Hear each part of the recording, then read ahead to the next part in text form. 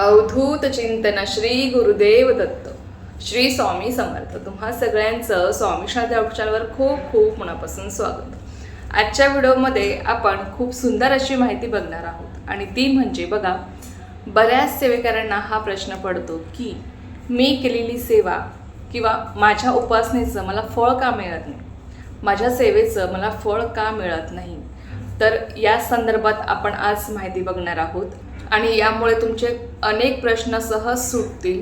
खरंच सांगते, फक्त मनापासून ऐका आणि सेवेचं फळ मिळावं यासाठी काय करायला हवं हे सुद्धा आपण जाणून घेणार आहोत. बघा, सगळ्यात प्रथम तुम्ही कुठल्याही इष्टदेवीची किंवा देवतेची तुम्ही सेवा करत असाल. आता बघा, आपण सगळेजण स्वामी भक्त आहोत, आपण स्वामींची सेवेकरी आहोत, त्यामुळे मी स्वामींबद्दलच बोलते. आपण सगळेजण आपण स्वामी सेवेत का आलेलो आहोत की आपल्या आयुष्यात जे काही दुःख आहेत, संकट आहेत, अडचणी आहेत ती सोडवण्यासाठी आपण स्वामी सेवेमध्ये आलेलो आहोत. आणि आपल्याला कुठेतरी असं वाटतं की स्वामी सगळं काही ठीक करतील किंवा स्वामी माझ्यावरची जी काही दुःख आहे, संकट आहे ती दूर करतील आणि माझं सगळं काही चांगलं होईल, म्हणून आपण सगळेजण स्वामी सेवा करत असतो. त्यासाठीच आपण स्वामी सेवेमध्ये आलेलो आहोत किंवा आपण स्वामीची सेवा करत आहोत. पण काही काही सेवकरांचं असं होतं बघा की काही सेवेकरी अगदी 2 ते 3 महिन्यापासून सेवेमध्ये आलेले आहेत. मग त्यांना असं वाटतं की मी 2 ते 3 महिन्यापासून सेवा करत आहे स्वामींची, किंवा मी 5-6 महिन्यापासून सेवा करत आहे, किंवा मी वर्षभरापासून सेवा करत आहे, तरी सुद्धा मला माझ्या सेवेचं फळ मिळत नाही किंवा स्वामी मला कुठलाही अनुभव देत नाही असं त्यांना वाटतं. आणि मग त्यांचा कुठेतरी विश्वास डगमगतो आणि मग ते सेवा सोडून देतात. आणि मग त्यांना कुठलीही प्रचिती येत नाही किंवा कुठलाही अनुभव त्यांना येत नाही, किंवा त्यांच्यावर जे काही संकटे असतील, दुःख असतील, जे काही अडचणी आहेत त्यासुद्धा कायम तशाच राहतात, त्या कधीही सुटत नाही. मग असं का होतं, किंवा त्यांना अनुभव का येत नाही, किंवा त्यांना फळ का मिळत नाही आणि असं का होत असेल, यामागचं कारण तुम्हाला मी आज सांगणार आहे. बघा, आपण सगळेजण आपल्या आयुष्यातली संकटे, दुःख, अडचणी सोडण्यासाठी आपण स्वामींची सेवा करतो. पण बघा, स्वामींच्या सेवेमध्ये किंवा कोणत्याही देवाची तुम्ही सेवा करत असाल, त्यांच्या सेवेमध्ये तोच भक्त टिकून राहतो ज्याच्याकडे संयम आहे. आणि बघा, आपण जेव्हा संयम ठेवून स्वामींवर निशंक विश्वास ठेवून त्यांची सेवा करतो ना, तेव्हा आपली सेवा फलित पावत असते. नाहीतर तुम्ही कितीही सेवा करा, पण जर तुमच्या मनात थोडी जरी शंका असेल स्वामी सेवेबद्दल किंवा स्वामींवर तुम्हाला थोडी जरी शंका असेल तरी सुद्धा तुम्हाला तुमच्या सेवेचं फळ मिळत नाही. ही एक कायम गोष्ट लक्षात ठेवा. तुम्हाला स्वामींवर प्रचंड विश्वास ठेवायचा आहे, अगदी मनापासून पूर्ण श्रद्धेने तुम्हाला त्यांची सेवा करायची असते, तेव्हाच तुम्हाला तुमच्या सेवेचं फळ मिळत असते. आणि जे सेवेकरी असे आहेत ज्यांच्या मनामध्ये कुठेतरी शंका आहे किंवा कुठेतरी त्यांना विश्वास त्यांचा डगमगतो आहे, तर अशा वेळेस तुम्ही कितीही सेवा केली तरी सुद्धा ती सेवा फलित पावणार नाही. कारण की स्वामींना सुद्धा विश्वास हवा असतो. स्वामी आपल्याकडनं काही मागतात का? नाही मागत. स्वामी फक्त एकच म्हणतात की तू माझ्यावर विश्वास ठेव, मी काही झालं तरी सुद्धा तू माझ्यावर कायम विश्वास ठेव, मी नेहमी तुझ्यासोबत असेल. स्वामी फक्त आपल्याला विश्वास मागतात. म्हणून लक्षात घ्या की आपल्याला स्वामींवर प्रचंड विश्वास ठेवायचा आहे.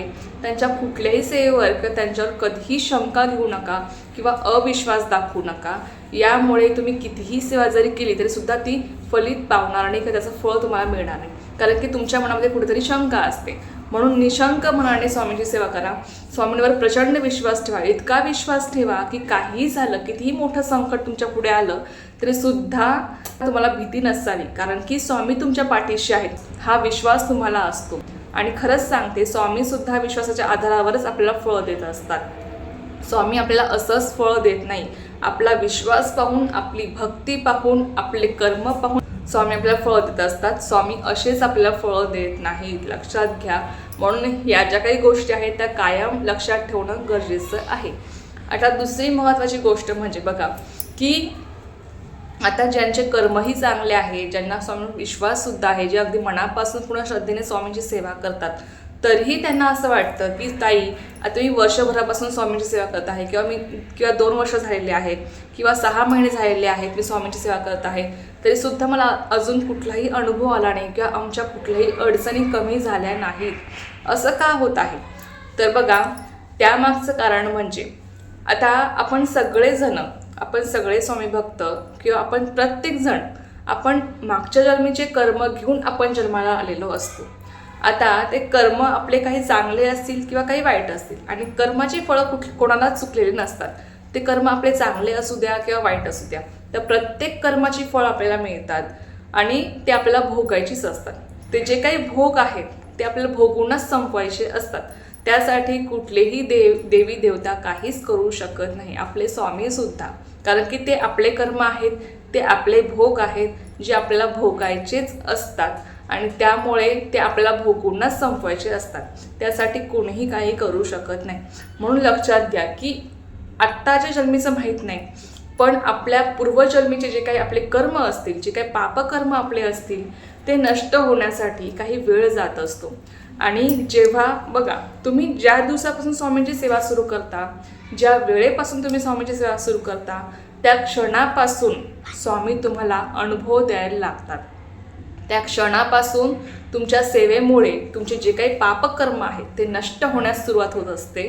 आणि जेव्हा तुमचे पापकर्म नष्ट होतात तेव्हा स्वामी तुम्हाला अनुभव देत असतात, तेव्हाच तुम्हाला स्वामींच्या सेवेची प्रचिती येत असते.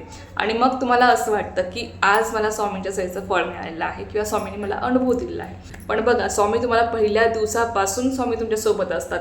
ज्या दिवसापासून तुम्ही स्वामींची सेवा सुरू करायला सुरुवात केली आहे, अगदी त्या वेळेपासून स्वामी तुमच्यासोबत असतात. पण तुम्हाला ते समजत नाही, कारण की स्वामी तुमचे जे काही भोग आहेत किंवा तुमचे जे काही पापकर्म आहेत तेच पापकर्म स्वामी नष्ट करत असतात. तुम्ही जेवढी स्वामींची सेवा कराल ना, त्या सेवेमुळे आपल्या भोवती जे काही पापकर्म आपले आहेत ते सगळे नष्ट होत असतात. आता जसं एक उदाहरण तुम्हाला सांगते. श्री स्वामी समर्थ या मंत्राचं तुम्ही अनुष्ठान करत आहात आणि श्री स्वामी समर्थ या मंत्र जपाच्या अगदी तुम्ही एकदा जरी नाव घेतलेलं आहे तरी सुद्धा त्या एका नामस्मरणामुळे सुद्धा तुमचे पापकर्म नष्ट होण्यास सुरुवात झालेली असते. पण जेव्हा तुमचे ते पापकर्म नष्ट होतात, तुमचे जेव्हा जे भोगून होतात, तेव्हाच तुम्हाला कुठल्याही सेवेचं फळ मिळतं किंवा तुम्हाला कुठल्याही सेवेचा अनुभव येत असतो.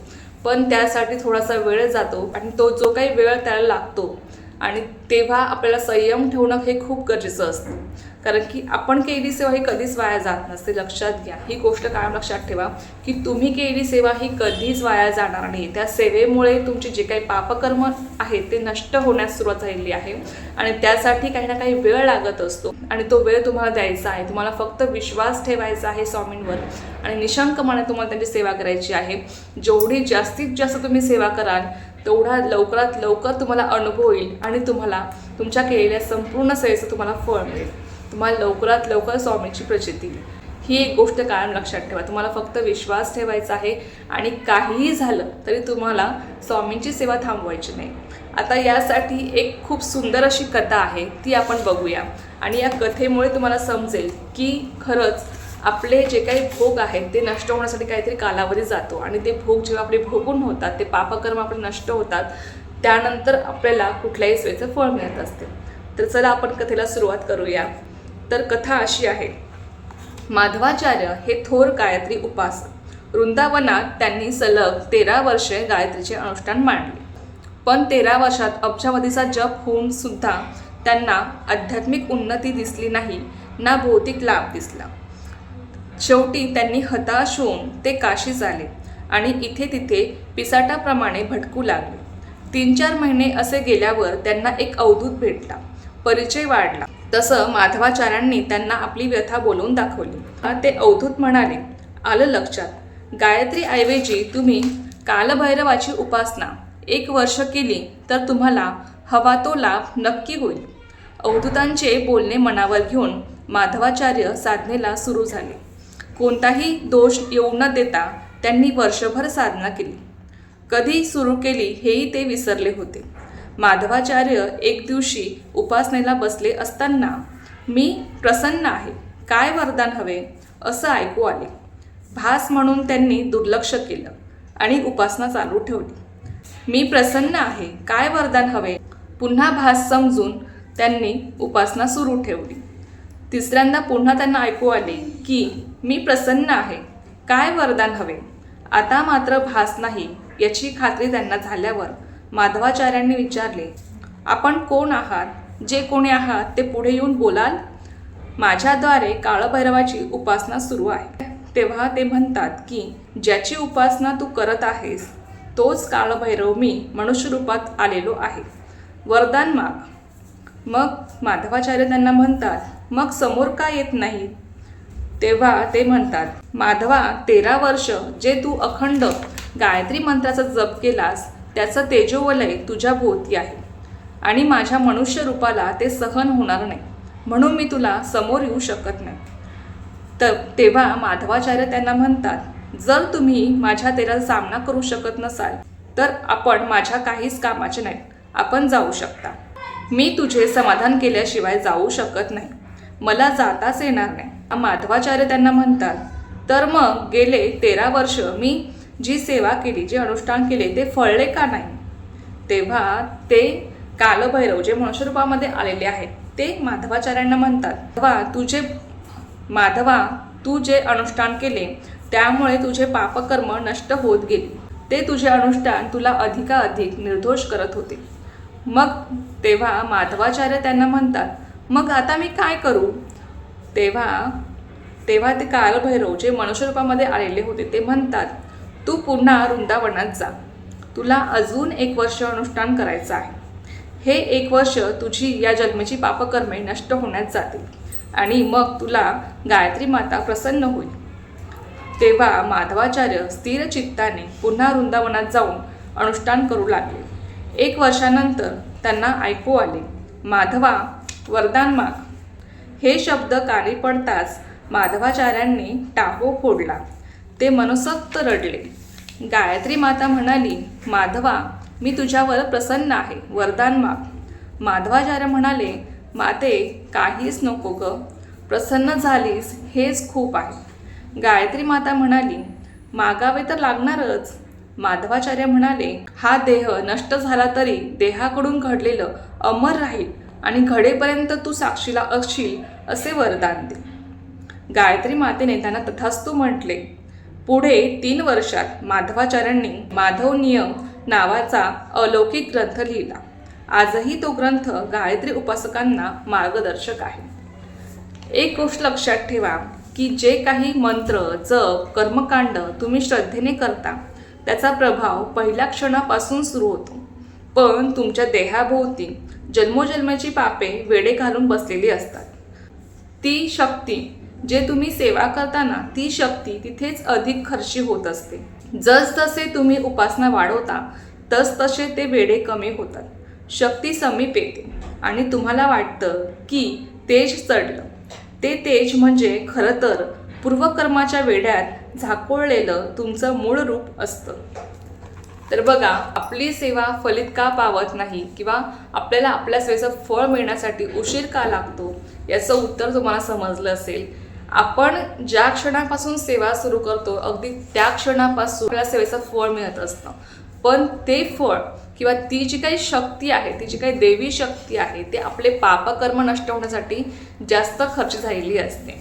आणि त्यामुळे जसजशी आपण आपली सेवा वाढवतो, आपली उपासना वाढवतो, तसं ते पापकर्म नष्ट होतात. ते जे काही वेढे आपल्या भोवती असतात पापकर्माची ती नष्ट होतात आणि मग आपल्याला कुठल्याही सेवेची किंवा कुठल्याही उपासनेची आपल्याला प्रचिती येते आणि आपल्याला अनुभव येतो आणि मग तेव्हा आपण म्हणतो की मला माझ्या सेवेचं फळ मिळालं आहे. तर हेच एक कारण आहे ज्यामुळे आपल्याला आपल्या सेवेचं फळ मिळायला उशीर लागतो किंवा बघा आपल्याला आपल्या सेवेचं फळ लवकर मिळत नाही. म्हणून लक्षात घ्या की आता मागच्या जन्मीचं आपल्याला माहीत नाही, पण इथून पुढे तरी आपण बघा स्वामी भक्तात आपण सगळेजण स्वामींची सेवा करत आहोत, तर आपली कर्मसुद्धा चांगली असणं खूप महत्त्वाचं आहे. कारण की बघा आपल्या कर्मानुसारच आपल्याला फळ मिळत असते आणि आपण केलेली सेवा ही तेव्हाच फलित जाते जेव्हा आपले कर्म कुठेतरी चांगले आहेत, आपली भावना स्वच्छ आहे, आपलं मन शुद्ध आहे, तेव्हाच आपल्याला आपल्या सेवेचं फळ मिळत असते. आणि स्वामीसुद्धा अशाच भक्तांना फळ देत असतात, प्रचित देत असतात, अनुभव देत असतात. म्हणून आपले कर्म चांगलं असणं, आपलं मन शुद्ध असणं हे तितकंच जास्त महत्त्वाचं आहे. आणि इतकी सेवा करा ना स्वामींची की कितीही भोग असले किंवा कितीही मोठं संकट असेल तरी सुद्धा ते संकट स्वामींपुढे काहीच नाही. स्वामी हे ब्रह्मांड नायक आहे. स्वामी तुमचा हात कधीच सोडणार नाही. फक्त तुम्ही तुमची सेवा कायम सुरू ठेवा, तुम्ही कधीही थकू नका. बघा स्वामींच्या सेवेमध्ये आपण आलेलो आहोत, हे स्वामींच्या मर्जीनुसार, पण सेवेमध्ये टिकून राहणं हे आपल्या हातामध्ये असतं. आपण स्वामींची सेवा जर कंटाळून सोडली तर तेव्हा स्वामी काहीच करू शकत नाही. कारण की बघा आपलेच ते पापकर्म असतात ज्यामुळे आपल्याला आपल्या सेवेची प्रचिती येत नाही लवकर. पण स्वामी तेव्हाही आपल्यासोबत असतात, फक्त आपल्याला ते जाणवत नाही. म्हणून लक्षात घ्या की काहीही झालं तरी सुद्धा स्वामीची सेवा सोडू नका. नक्कीच स्वामी तुमचा हात कधीच सोडणार नाही. तुम्हाला एक ना एक दिवस तुमच्या सेवेचं फळ मिळणार म्हणजे मिळणार, आणि स्वामी ते देणारच आहेत. स्वामी द्यायलाच बसलेले आहेत. फक्त आपला विश्वास हवा. निशंक मनाने आपल्याला त्यांची सेवा करायची आहे. आपले कर्म चांगले ठेवून आपल्याला सेवा करायची आहे. तेव्हाच आपण केलेल्या सेवेचं आपल्याला संपूर्णपणे फळ मिळेल. तर चला, ही एक अत्यंत छोटीशी माहिती होती जी तुमच्यासोबत शेअर करायची होती. तर झालेली सेवा मी माझ्याकडे रुजू करते आणि आजचा व्हिडिओ तेच थांबवते.